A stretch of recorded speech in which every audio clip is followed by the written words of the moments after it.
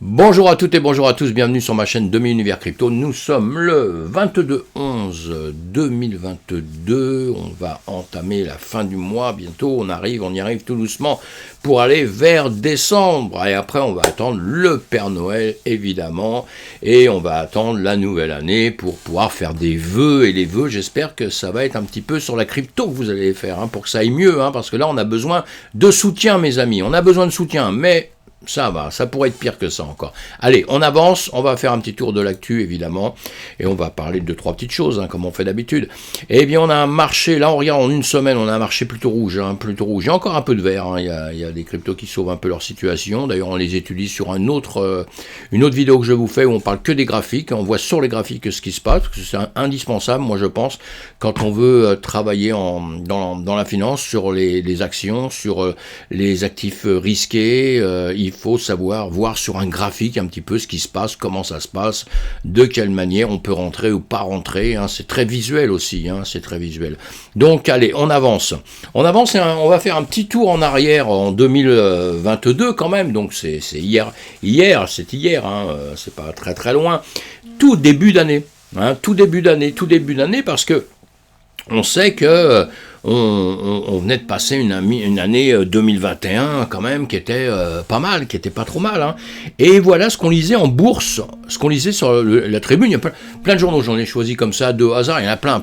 C'est tout ce qui se disait au début de l'année justement. Les marchés actions dans le monde ont progressé de 17% en 2021. L'année écoulée a été particulièrement porteuse pour l'indice parisien, le CAC 40, qui enregistre sa plus forte performante depuis 1999. Le marché devrait continuer sur sa lancée en début d'année avec un point d'inflexion attendu au deuxième trimestre. Les profits des entreprises sont toujours attendus en croissance d'environ 10% en 2022 et les banques centrales prendront garde de ne pas resserrer trop brutalement leur politique monétaire. Voilà ce qu'on nous disait. Donc on nous disait que ça allait extrêmement bien. L'indice CAC 40 a clôturé vendredi soir à 7,153,03 en hausse sur un an depuis 28,80%, dépassant et de loin son précédent record du 4 septembre 2000, à une performance inégalée depuis l'année 1999, plus 51,2%. Mieux, l'indice phare de la place de Paris a connu la plus forte progression parmi les principaux indices mondiaux. L'indice allemand DAX a gagné sur l'année 15,79, le FTSE britannique 15,3, l'indice Stoxx des 600 premières capitalisations européennes 22,25 et enfin l'indice américain SP500 aura battu à 70 reprises son record de l'année pour terminer en hausse de 27% et donc largement battu le Dow Jones et le Nasdaq, on s'en fout un peu, 100 milliards de dollars de capitalisation mondiale. Donc on disait ça à ce moment-là. Et sur d'autres, vous lisiez un petit peu à droite à gauche, après une excellente recrue 2021 qu'il a vu gagner 28,85% et enchaîner les sommets à partir du mois de décembre, le CAC 40 a clôturé la séance du 3 janvier, la première de l'année 2022, par un nouveau record. L'indice parisien a dépassé pour la première fois la barre des 7,200.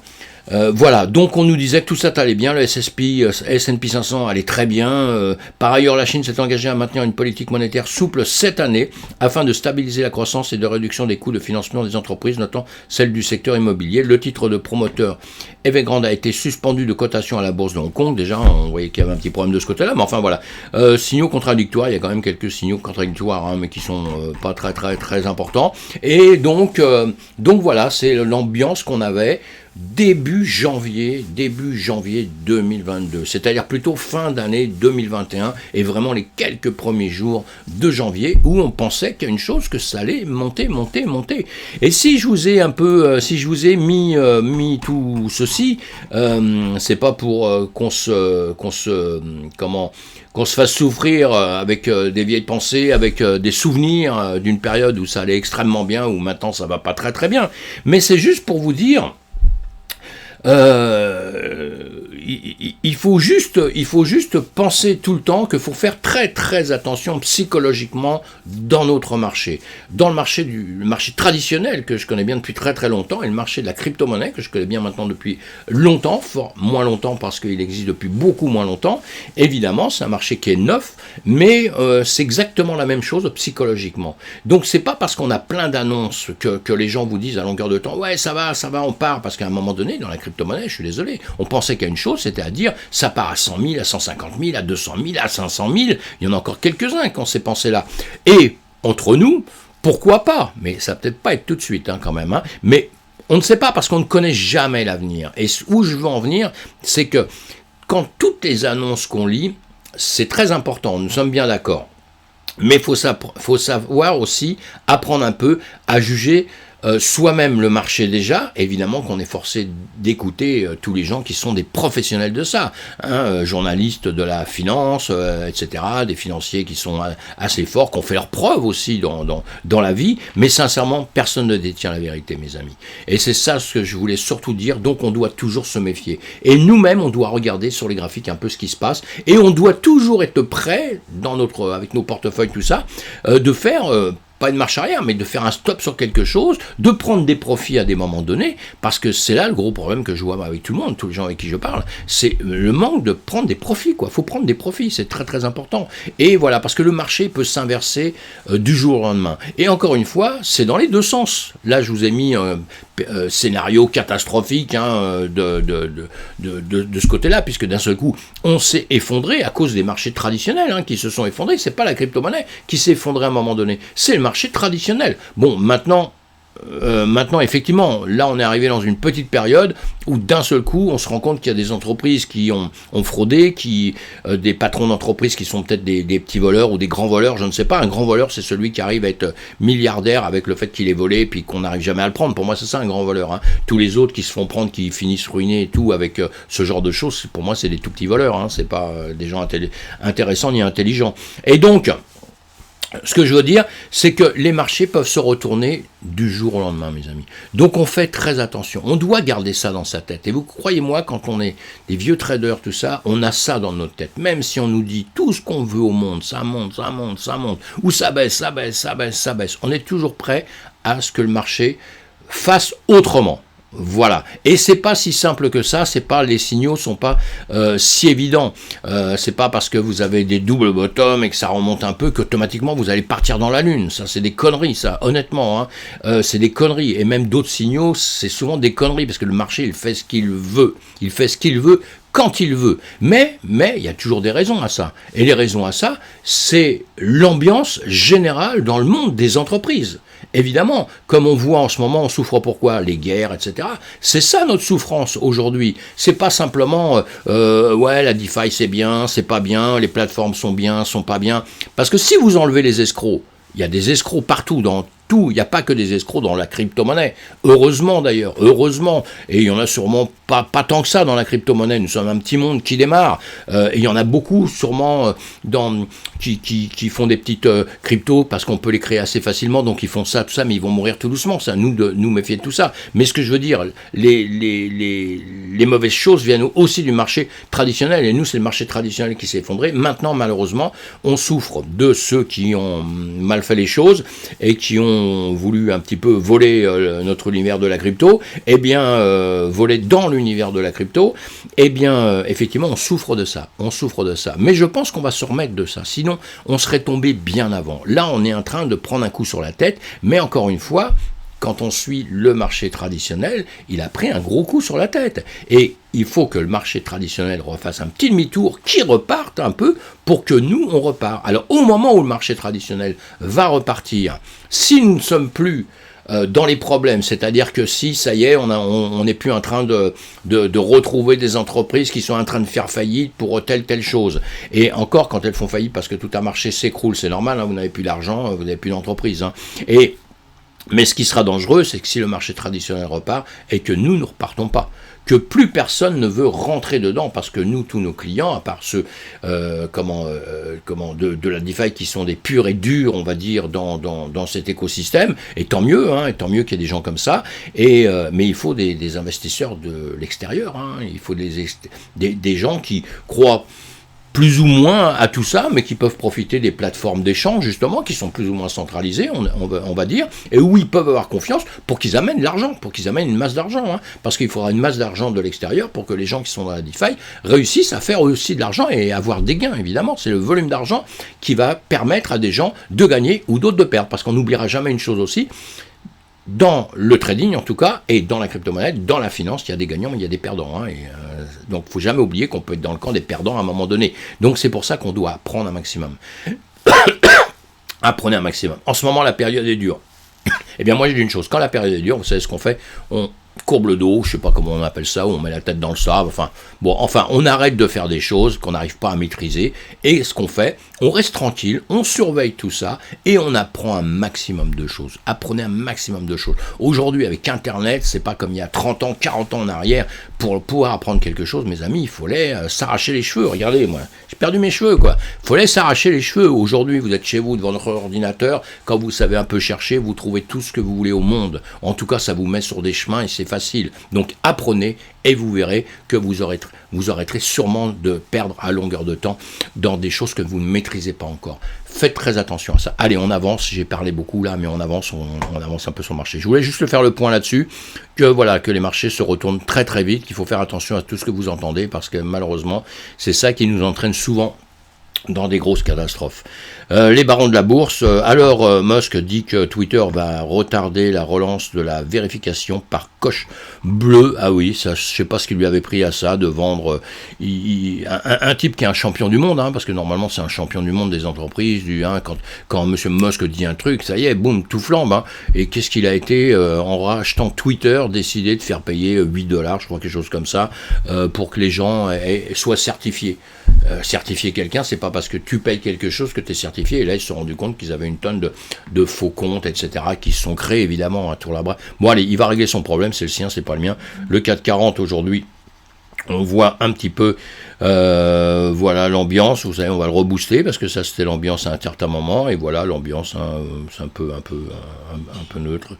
Il y a du rouge ici. Bon, allez, on va parler de la crypto, on va avancer, parce que alors le Kenya va taxer la crypto. Bon, bah ça, on s'en doute un peu que tous les pays qui rentrent de la crypto chez eux, à un moment, peut-être le Salvador ou d'autres comme ça, qui feront peut-être différemment avec le temps, je ne sais pas. En tout cas, qui finiront par taxer. Évidemment, le Kenya Revenu Authority, le KRA, viendra après les 4 millions d'investisseurs en crypto en Afrique de l'Est, région, et chaque transaction sur tous les échanges cryptographiques sera taxée si les députés approuvent un nouvel amendement dans un projet de loi existant. Voilà, allez, on avance. C'est les petites news comme ça, vous les creusez après si vous en avez envie. Hein. The Blog nous dit quoi? Woobi envisage le hub des Caraïbes dans le cadre des plans post-acquisition. Woobi a annoncé un changement de marque et une nouvelle stratégie internationale après une acquisition le mois dernier. On en a déjà parlé, hein, le fondateur de Tron, Justin Sun, a dévoilé les plans lors d'un événement à Singapour, mais insiste sur le fait qu'il est simplement un conseiller de l'entreprise. Hein. Apparemment, c'est pas son entreprise, c'est un conseiller de l'entreprise. Il le rappelle, c'est qu'il y a sûrement des raisons. Allez, The Blog. Bitpanda obtient une licence de cryptographique allemande. Bah voilà, une bonne news. Hein. Ça prouve juste une chose, hein, c'est que voilà, hein, ça avance, hein, que la plupart cherchent à avoir des autorisations dans les pays pour pouvoir travailler. Évidemment, on a bien compris ça. Les entreprises ont besoin de travailler, ils ont besoin de clients. Hein, sinon, il n'y aura rien, ça n'avancera pas. Et donc, voilà, le sénateur américain demande aux régulateurs bancaires de revoir la liste des cryptographies de SoFi. Ah là, c'est un peu embêtant. Les activités d'actifs numériques de SoFi présentent des risques importants à la fois pour les investisseurs individuels et pour la sécurité et la solidité, ont déclaré les législateurs. Les législateurs, ils vont s'en mettre à cœur joie, mes amis. Là, c'est des champions du monde, ils vont être contents. Pourquoi, hein, FTX et tout le reste, hein, Celsius, etc. Un stablecoin, le premier c'est l'UST, un stablecoin qui dévisse complètement, qui vaut plus une thune. Vous vous rendez compte, c'est une cata dans notre écosystème. Et voilà, malheureusement, c'est comme ça. Voilà, juste une petite chose, parce que j'ai entendu, on m'avait appelé pour me dire quelque chose. FTX, vous savez que FTX, la plateforme, était régulée, hein, était autorisée, on va dire en tout cas, hein, était autorisée. Il était plutôt en train de se voir avec tous ses potes politiciens, etc., pour justement que la finance soit régularisée, on va dire, hein, que la finance soit, la crypto-monnaie soit régularisée, que les plateformes soient régularisées. Il était alors peut-être il faisait un cinéma, à mon avis, dans tout ça, parce que je crois que c'est le mec qui nous a fait le plus de cinéma qu'on ait connu dans notre écosystème. Donc on verra tout ça, hein, on verra tout ça avec le temps. Et donc, je sais plus ce que je voulais dire. Oui, voilà, c'est ça. Il y a eu un courrier qui a été fait, hein, la lettre à Sophie exprimait des inquiétudes quant à l'expansion de l'activité de la cryptographie par la société, à la manière dont elle détendait les cryptos des clients et à sa liste de Dogecoin, qui fait peur, qu'un article de blog sur le site web de la société a cité comme exemple de pièces pump and dump. Voilà, donc vous lisez tout ça, je vous mets les liens, là j'ai parlé beaucoup, donc je vais avancer parce que je vous mettrai tout ça, vous regardez ça si vous en avez envie, mais effectivement que les régulateurs, ils vont s'exploser avec nous. Le président de la Réserve fédérale déclare que toute la notion de crypto est un non-sens, voilà, ça continue, ça continue. Ceux qui avaient envie de nous cracher dessus, là en ce moment, ils en profitent, ils sortent leur venin, tant mieux, parce qu'après ils seront tranquilles, une fois qu'on a piqué un grand coup de colère, qu'on a dit ce qu'on avait envie de dire, après on est tranquille. Voilà. Le président, vous lirez tout ça aussi, le président de la Fed a affirmé qu'il s'agissait juste d'un outil de spéculation et de plus grands imbéciles. Merci, merci, merci. Toute la notion de crypto est un non-sens, pas utile pour les paiements, pas de couverture contre l'inflation, pas de rareté, aucune autorité fiscale, juste un outil de spéculation et de plus grand imbécile. Voilà, merci. Allez, on passe, je vous mettrai le lien, vous regarderez ça. Il y a de quoi rigoler. En mouvement, le pirate FTX partage près de 200 millions de dollars en ETH sur portefeuille. Alors, c'est quoi ce pirate là? C'est quoi ce pirate? Je voudrais bien savoir. C'est un vrai pirate? Faux pirate? C'est quoi? Faut attendre un peu. On aura, je pense, dans quelques temps... on verra un peu plus clair plus tard, mais selon les données des Stercan, entre 16h11 et 16h17 UTC, le 21 novembre, l'attaquant a déplacé un total de 180 000 Ethers sur 12 portefeuilles mouvements clés, chacun recevant 15 000 Ethers. Le montant total déplacé s'élevait à 193 millions, 199,3 millions de dollars au prix courant. Pourquoi diviser comme ça? Pourquoi, à mon avis, moi je vois une seule chose, de diviser les portefeuilles comme ça, c'est pour réussir à les dispatcher encore autrement par la suite et pouvoir être intraçable un jour ou l'autre. Voilà, c'est tout, parce que je vois pas l'intérêt de faire ceci. Si vous avez une idée, vous me la dites, ce serait avec grand plaisir. Binance n'investira pas dans le projet dans le prêteur de crypto Genesis. Alors ça, on a compris, Gemini, Genesis, gros problème. Je pense que ça va quand même s'arranger parce qu'on a eu un tweet là. Il y a eu un tweet ici, mise à jour 1.5 pour les clients Earn. Nous continuerons à travailler avec Genesis Global Capital, LLC, le partenaire prêteur d'Earn et sa société mère Digital Currency Group pour trouver une solution permettant aux utilisateurs d'échanger leurs fonds. Ils sont en train de chercher, vous avez bien compris, ils sont en train de chercher comment pouvoir sauver la situation, Genesis, et lui il n'a pas été gentil, Binance. S'il n'investisse pas dedans, c'est que bon, je sais pas, il dit qu'il y a une incompatibilité, on va dire, entre son travail et ce que eux font. Voilà, il a refusé l'opportunité d'investir dans la société de prêt appartenant à Digital Currency Group en raison d'un conflit d'intérêts potentiel avec le modèle commercial de Genesis, a déclaré une source proche du dossier de Wall Street Journal. Voilà. Donc on verra ça va avancer tout ça. J'espère que ces sociétés-là vont s'en sortir, parce que si ce groupe tombe, ça va poser un gros problème. Allez, j'avance, on en reparlera une autre fois. Faillite de Celsius Network, la date pour les réclamations est fixée. Voilà, donc ça vous savez. Le 13 juillet, l'un des plus gros acteurs du marché des cryptos, le géant Celsius, a déposé le bilan, mais un mois après avoir gelé les retraits pour 1,7 million de clients. Vous comprenez tous les soucis qu'on a actuellement. Si vous êtes jeune dans notre écosystème, vous vous dites, mais c'est quoi ce milieu? Vous écoutez ma vidéo, vous partez en courant. Non, vous partez pas en courant, mes amis, parce que vous êtes justement à une période qui est plus qu'intéressante, parce que d'un seul coup, justement, c'est dans la misère qu'on apprend à se sortir le mieux des choses, vous savez, à devenir fort et à devenir fort, à devenir fort, à apprendre les choses, à savoir comment se débattre dans un milieu qui est difficile. C'est pas quand vous avez les pieds au soleil dans l'eau, où tout tombe tout cuit pendant X temps. Qu'est-ce que vous faites? Vous faites rien, vous bronzez, mangez des glaces, mangez des hamburgers, j'adore les hamburgers, vous mangez vous faites rien. Tandis que quand vous êtes un peu dans la misère, qu'est-ce que vous allez faire? Vous allez travailler dardard. À part si vous en foutez complètement, mais dans ces cas-là, on n'écoute même pas une vidéo, on s'en fout, on n'est pas là. Mais si vous êtes un passionné de la crypto, si vous aimez ça, et même vous êtes un passionné de la finance, tout ça, les périodes qu'on vit aujourd'hui, marché traditionnel et nous, c'est hyper intéressant, puisque c'est là où on apprend tout ce qui peut se passer, tout est concentré. Hein, tous les problèmes sont concentrés quelque part. C'est à vous de trier, c'est à vous de faire un travail là-dessus. Hein, mais c'est comme ça que vous allez avancer par la suite. Hein. Moi, je vois une crise comme on vit la crise qu'on vit là. Moi, je la vis bien. Honnêtement, je la vis bien. Mais pourquoi je la vis bien ? Parce que moi, j'ai connu les autres crises, mes amis. J'ai connu les autres crises. Donc, et quand je vous dis les petites choses, comme tout à l'heure, les journaux, je vous dis ce qu'ils racontent, machin, parce que tout ça, je m'en méfie comme de la peste, alors qu'il y a des financiers qui sont extraordinaires. Hein. Les mecs sont 1000 fois plus capables que moi. Mais moi, je me fais mes idées, je fais mon travail, ce qui est normal. Et je me méfie. Et je vais me méfier même de ce que je pense. C'est pour ça que je prévois toujours dans mon travail, je prévois toujours en trading, vous savez, hein, à la hausse, à la baisse, ou machin. Ça a l'air bizarre quand je vous le dis souvent, parce que vous dites, mais lui, il se décide pas. Ben si, je suis décidé. Mais je suis décidé par rapport au marché, ce qu'il va faire. Pas simplement des petits trucs que je vois à droite, à gauche, là ça va faire ci, là ça va faire ça, et puis quand quelques heures après, l'action se passe, ben ça fait pas du tout ça, vous voyez.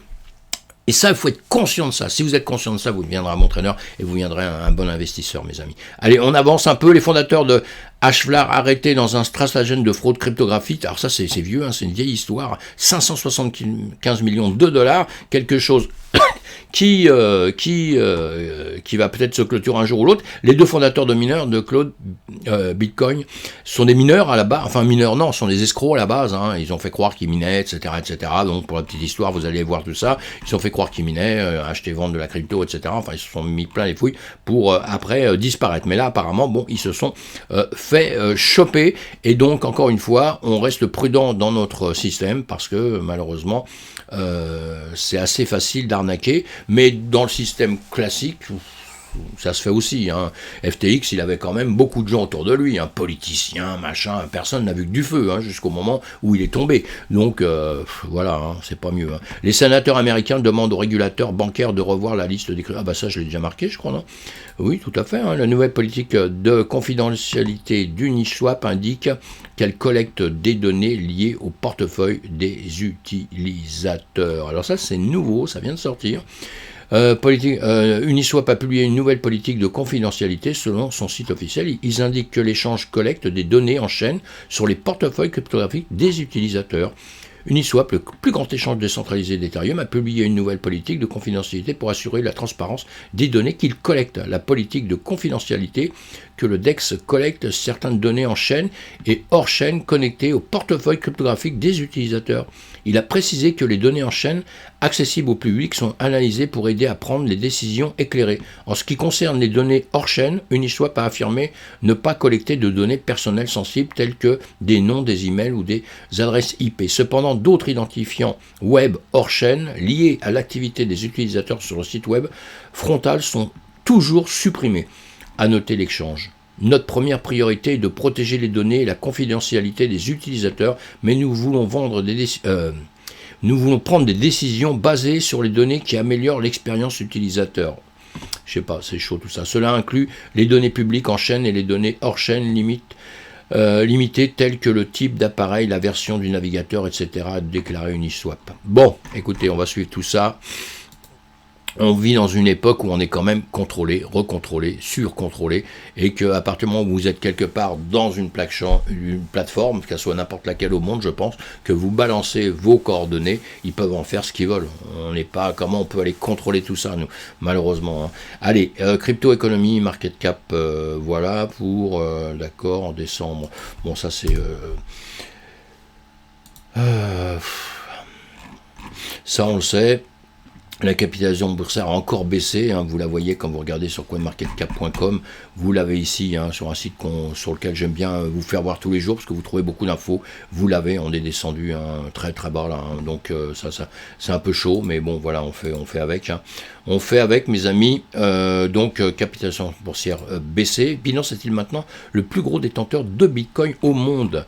Eh bien voilà, le seul en Bitcoin de Binance, le plus gros exchange crypto du monde, a considérablement augmenté au cours des derniers mois après l'effondrement de FTX et le total des avoirs approchait désormais les 600 000 bitcoins. Selon les données de la plateforme d'analyse crypto CoinGlass, Binance détient actuellement plus de 575 000 bitcoins après avoir ajouté plus de 137 000 BTC au cours de la semaine dernière et un total de 67 345 BTC au cours du mois dernier. Voilà, Binance se place en ce moment, hein. Il se place, il est en train, il doit être content comme tout, lui, puisque éliminé FTX, hein, où il s'est éliminé tout seul FTX, hein, mais bon, je pense que Binance était bien content de le voir disparaître, et s'il y a d'autres entreprises qui tombent et tout, lui il va pas être mécontent. S'il disait l'inverse, serait un gros hypocrite, hein, hein. Et voilà, ce qui est normal, hein, c'est une compétition, hein, c'est un combat, hein, la finance, hein, et il est en plein dedans, et pour l'instant il est le champion du monde. Iris Energy ne parvient pas à rembourser un prêt de 100 millions de dollars et coupe le matériel minier. Donc voilà, alors le minage on en parle beaucoup. Je suis pas du tout un spécialiste du minage, mais comme vous, je pense, je m'informe énormément, j'écoute énormément, je lis énormément, etc., et toutes les infos qui passent dessus, etc. Ce que j'ai cru comprendre depuis X temps quand même, que le minage, on a compris, je ne vais pas expliquer le minage, mais simplement qu'il est pratiqué dans différents endroits au monde. Il a été en Chine à une époque où justement les coûts électriques ne lui coûtait pas cher. Bon, il a été viré de là-bas, on va pas refaire l'histoire. Après, il va dans différents endroits. Parce que souvent, j'ai l'impression, quand on entend beaucoup de gens parler, oui, minage coûte trop cher, là, on arrive à tel prix, c'est-à-dire actuellement, là, 16 000, 17 000, on l'a dit pour les 19 000, les 18 000 à longueur de temps. Voilà, c'est le prix, on peut plus miner parce que ça coûte trop cher. Oui, mais effectivement, si vous minez à Paris, à mon avis, c'est pas jouable, hein, je le pense, hein, sincèrement, parce que l'électricité est très très chère. Mais vous avez beaucoup de pays où l'électricité est beaucoup moins chère. Et en plus, il y a des mineurs qui doivent sûrement miner à certains endroits où ils ont des contrats avec des grosses entités qui fournissent énormément d'énergie, et eux reprennent de l'énergie vraiment à moindre coût. Ça, c'est ce qu'il faut comprendre. Et si vous voulez comprendre un peu mieux tout ça que mes explications à moi, allez voir, suivez un monsieur qui s'appelle Sébastien Gouspillou, hein, qui a une grosse société de minage, hein, qui connaît bien tous les problèmes dans le monde, qui a des contacts un petit peu partout. Je l'écoute depuis toujours, et c'est quelqu'un d'assez, comment dire, il connaît son boulot, voilà. Il connaît son boulot, et c'est très très intéressant ce qu'il dit. Écoutez 5 minutes. Le prix, on est en train de vivre quelques semaines, quelques mois. Je mets à vitesse un peu plus rapide pour quelques minutes. Sur les réseaux sociaux, les médias, de capitulation des mineurs, comme quoi il y avait énormément de sites et de sociétés minières qui baissaient les bras et éteignaient leurs machines. Toi, de ce que j'ai compris, tu n'étais pas forcément d'accord et aligné avec cette analyse. Si, ça existe actuellement aux États-Unis, il y a beaucoup de boîtes qui s'inquiètent, notamment des grosses boîtes avec des grosses capitalisations. C'est juste que moi, c'est le terme capitulation des mineurs qui pour moi ne veut rien dire, c'est la théorie du dernier survivant. Il y a des mineurs qui capitulent, ceux qui payent l'électricité plus cher, puis ça descend, au bout d'un moment, ça arrive au bon niveau. Donc à chaque fois qu'il y a un bear market, il y a des mineurs qui disparaissent ou qui se relocalisent, voilà, ça renonce au mining et revendre en machine. J'ai reçu une offre hier d'un mineur américain qui me proposait 30 000 machines.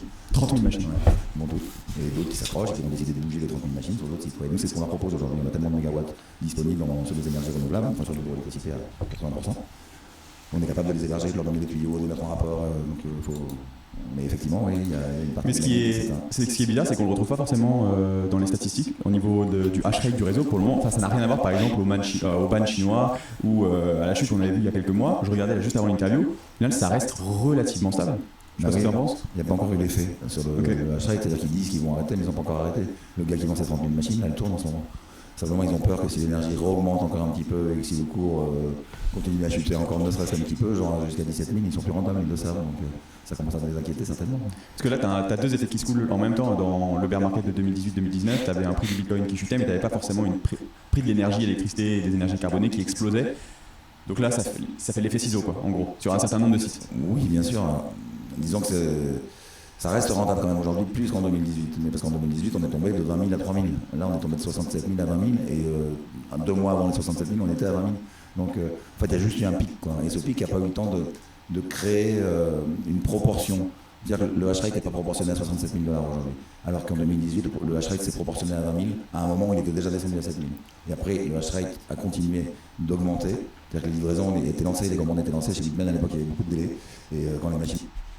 Voilà, mes amis. Écoutez, allez l'écouter, hein, allez sur, je vous mettrai le lien de toute façon. C'est très très intéressant justement puisque on parle tout le temps du Bitcoin. Moi, je parle tout le temps du Bitcoin. Moi, je suis pas du tout un maximaliste Bitcoin. Hein. J'aime d'autres blockchains et j'aime d'autres crypto-monnaies, d'autres entreprises, etc. Mais pour moi, le grand patron, c'est le Bitcoin. Donc, c'est très intéressant de savoir comment il travaille. Est-ce qu'il va disparaître demain? Est-ce qu'on pourra plus le miner? Parce que c'est ce qu'on entend. À longueur de temps, mes amis, on est encore, oui, ça va coûter trop cher, donc de toute façon, il est mort, il va disparaître à cause des énergies, etc., etc. Et je pense que c'est toujours très, très mal expliqué, et voilà. Et quand quelqu'un, évidemment, si moi je vous parle du minage de Paris avec le coût d'électricité de Paris, c'est sûr qu'il y aurait déjà plus de Bitcoin, je pense. Allez, on avance un peu. JP Morgan envisage d'entrer dans la crypto avec des marques déposées, suggérant un nouveau portefeuille. Crypto, voilà, il a déposé des marques, donc il va avancer, hein, JP Morgan, l'entreprise, hein, parce que lui, JP Morgan, il est mort il y a longtemps. Hein. Et donc, voilà, donc cette entreprise s'implique dans la crypto, déjà impliquée, va s'impliquer de plus en plus. Hein. Tout le monde ne fuit pas en ce moment, hein, malgré tout ce qu'on dit, je pense que beaucoup de gens sont là, beaucoup de gens attendent juste le départ. Et comme je disais tout à l'heure, ça peut changer rapidement. On ne sait pas quand, hein. Ça peut être dans 1 an, dans 2 ans, dans 3 ans, j'en sais rien. Il y a le halving qui va arriver, il y a tout ça, enfin bon, tout ce qu'on veut, mais on ne sait pas vraiment comment ça va se passer, puisque quand on regarde que le passé, bah c'est que le passé, hein. Le présent est un peu différent du passé, on est bien d'accord, et le futur, il sera différent du présent, il sera différent du passé. Donc, on ne peut pas faire de plan sur la comète comme ça, en tout cas à 100%. On peut imaginer des choses, comme moi je le fais, comme tout le monde. Hein. On a des souhaits surtout. Moi j'ai des souhaits, je voudrais que ça se passe comme ça. Donc je me fais des plans, je voudrais que ça se passe comme ça. Bah oui, mais ça se passe autrement. Je dirais, il est con, il m'a pas compris, il m'a pas écouté. Pourquoi il m'a pas écouté le Bitcoin? Il m'écoute pas en règle générale. Hein. Donc moi ce que j'ai compris, c'est que comme il m'écoute pas, eh bien, pour toujours être quand même dans la course, eh bien, moi, je vais le suivre un peu. Je vais l'écouter et je vais suivre ce qu'il fait. Et comme ça, voilà, on tire sa bille. Binance n'investira pas dans le prêteur de crypto Genesis, on le sait. Et voilà, je pense que j'avais dépassé des choses, mais c'est pas grave. Donc là, ça ne veut pas se rebooster. Je ne sais pas pourquoi. On a un BTC à 15 732, mes amis. Hein. C'est chaud. Hein. Un ETH à $1000. Alors, si on peut se réconforter, c'est de se dire qu'on est dans des zones de rachat, hein, évidemment. Hein. Mais encore une fois, prudence.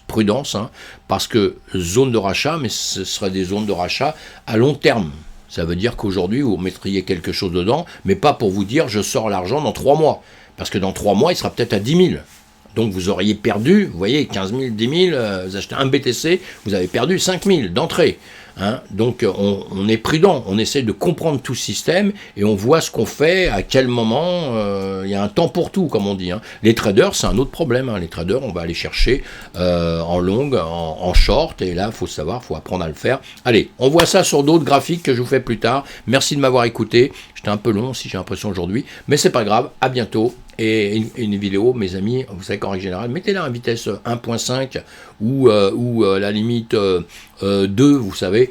Mais moi, c'est ce que je fais. Hein. Je les écoute à 1.7, à 2, voilà, je les écoute assez rapidement. Puis je m'arrête quand un sujet m'intéresse. Je m'arrête vraiment, je l'écoute. J'écoute énormément de vidéos depuis toujours, hein, depuis très très longtemps. Et dans différents domaines même, hein, mais beaucoup sur la crypto, évidemment. Et donc, et comme ça, mais il faut les écouter jusqu'à la fin. Parce que souvent, moi, on m'a déjà dit, on m'a appelé, on me dit, ah ouais, mais t'as parlé de ça, t'as pas parlé de ça. Alors qu'après, je disais, mais vous rigolez ou quoi? Écoute ma vidéo, t'as écouté jusqu'à tel morceau, et juste après, j'en parle, à la limite, vous voyez? Donc, voilà, on écoute tout, et comme ça, on comprend un peu mieux. Merci en tout cas d'être là. Pensez à vous abonner, hein, si vous en avez envie. Hein. Pensez à cliquer sur le pouce, voilà, celui qui va vers le haut. Et puis, si vous n'êtes pas abonné, c'est pas grave. Soyez bienvenus, mes amis. Hein, mais quand on est abonné, on a le signal d'une vidéo qui arrive, donc on l'écoute tout de suite, et ce qui est toujours intéressant. À bientôt, à plus tard. En tout cas, on se retrouve sur une autre vidéo. Hop là, je sais plus où.